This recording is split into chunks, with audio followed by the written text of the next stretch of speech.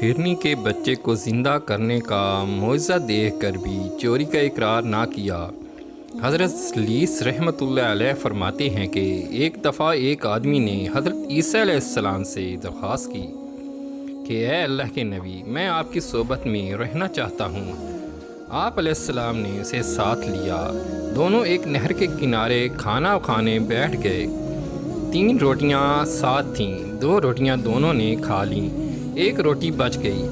آپ علیہ السلام نہر کی طرف گئے، پانی پیا اور واپس آ کر دیکھا تو ماندہ روٹی غائب ہے۔ آپ علیہ السلام نے اس آدمی سے پوچھا کہ روٹی کہاں گئی؟ اس نے کہا مجھے پتہ نہیں۔ آپ علیہ السلام اسے ساتھ لے کر آگے چلے۔ ایک ہرنی 2 بچوں کے ساتھ نظر آئی۔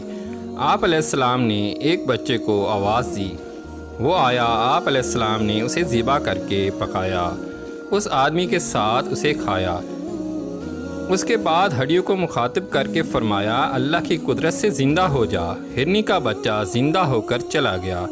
آپ علیہ السلام نے اس شخص سے پھر دریافت کیا کہ اس ذات کا واسطہ دے کر پوچھتا ہوں جس نے تمہیں اللہ کی یہ قدرت دکھائی کہ کھایا ہوا بچہ زندہ ہو گیا، وہ روٹی کہاں گئی؟ اس نے کہا مجھے کچھ نہیں معلوم۔ آپ علیہ السلام آگے چلے، راستے میں نہر آئی۔ آپ علیہ السلام نے اس شخص کا ہاتھ پکڑا، پانی کے اوپر سے نہر پار کی۔ اس کے بعد اس شخص سے پھر پوچھا اس ذات کی قسم جس نے تمہیں یہ عظیم قدرت دکھائی، وہ روٹی کہاں گئی؟ اس نے کہا مجھے علم نہیں۔ آپ علیہ السلام اس کو لے کر آگے چلے، ایک صحرا میں جا کر مٹی ریت جمع کی اور کہا سونا بن جا، چنانچہ وہ مٹی اور ریت سونا بن گئی۔ آپ علیہ السلام نے اس سونے کے 3 حصوں میں تقسیم کیا اور فرمایا اس میں سے ایک حصہ میرا، دوسرا حصہ تمہارا اور تیسرا حصہ اس کا ہے جس نے باقی ماندہ روٹی اٹھائی۔ اس پر اس نے کہا روٹی میں نے ہی کھائی تھی۔ آپ علیہ السلام نے فرمایا سارا سونا تم رکھ لو۔ یہ کہہ کر اس شخص کو وہیں چھوڑ کر آپ آگے نکل گئے۔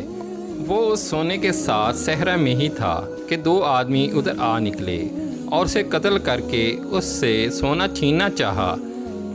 اس نے کہا کہ اس کی بجائے ہم تینوں اسے برابر تقسیم کر لیتے ہیں، البتہ مجھے سخت بھوک لگی ہے، تم میں سے ایک قریبی بستی میں جائے اور کھانے کے لیے کچھ خرید کر لے آئے۔ چنانچہ ان دونوں میں سے ایک کو کھانا لانے کے لیے بھیجا گیا۔ کھانا لانے کے لیے جانے والے کے دل میں آیا کہ اس سونے میں ان دونوں کو کیوں شریک کیا جائے، میں اس کھانے میں زہر ملا دیتا ہوں، یہ دونوں کھانا کھا کر مر جائیں گے، سونا میں اکیلے لے لوں گا۔ چنانچہ اس نے کھانے میں زہر شامل کر دیا۔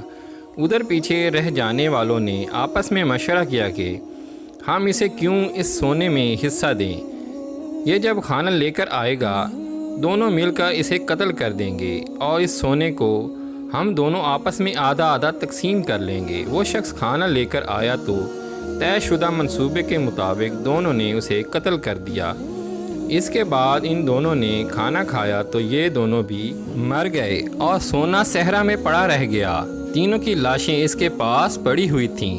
حضرت عیسیٰ علیہ السلام نے اپنے حواریوں کے ساتھ واپس ہوئے تو ان کا یہ عبرتناک حال دیکھا۔ آپ علیہ السلام اپنے حواریوں سے خطاب کر کے فرمانے لگے کہ دنیا اس کے چاہنے والوں کے ساتھ یہی سلوک کرتی ہے، اس لیے دنیا سے بچتے رہنا۔